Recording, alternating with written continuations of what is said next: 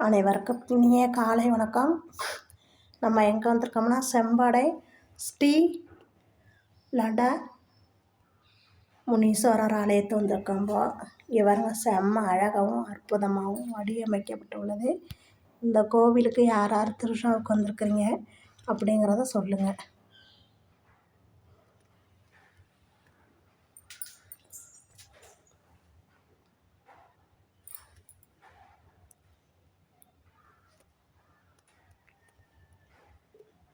இந்த சாமியை வேண்டுறவங்களுக்கு வேண்டு வரங்களை அள்ளி தருகின்றார்.